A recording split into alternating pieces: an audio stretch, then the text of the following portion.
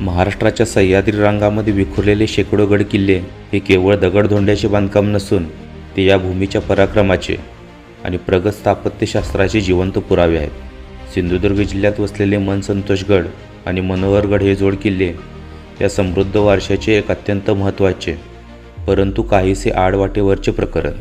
या किल्ल्यांचे भौगोलिक स्थान, त्यांची सामरिक रचना, छत्रपती शिवाजी महाराजांचे या ठिकाणी असलेले दीर्घकालीन वास्तव्य आणि 19व्या शतकातील ब्रिटिशांविरुद्धचा प्रखर लढा या सर्व बाबी या दुर्गद्वयीला ऐतिहासिकदृष्ट्या अनन्यसाधारण महत्त्व प्राप्त करून देतात। मनोहर मनसंतोषगड हे दोन स्वतंत्र दुर्ग असले ते एकाच डोंगर रांगेतील दोन भिन्न शिखरावर वसलेले आहेत आणि खिंडीमुळे ते एकमेकापासून विलग झाले।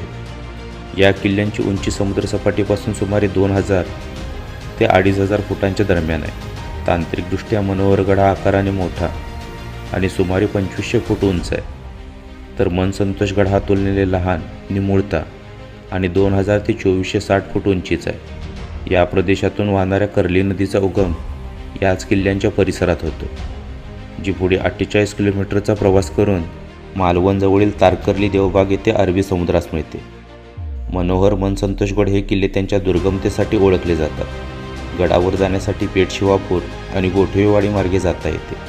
यापैकी गोठवेवाडीतून सुमारे 4 किलोमीटरचा रस्ता गरुड कड्यापर्यंत वाहनाने पार करता येत असल्याने अलीकडच्या काळात हा मार्ग अधिक लोकप्रिय झाला आहे। मनसंतोषगडाची चढाई ही मनोहरगडाच्या तुलनेत अत्यंत अवघड आहे। मनोहरगड हा जरी उभा असला तरी त्यावर चालण्यासाठी वाटा आहे, पण मनसंतोषगड हा एक सुळका असून त्यावर जाण्यासाठी प्रस्तरारोहणाचे तंत्र अवगत असणे आवश्यक आहे।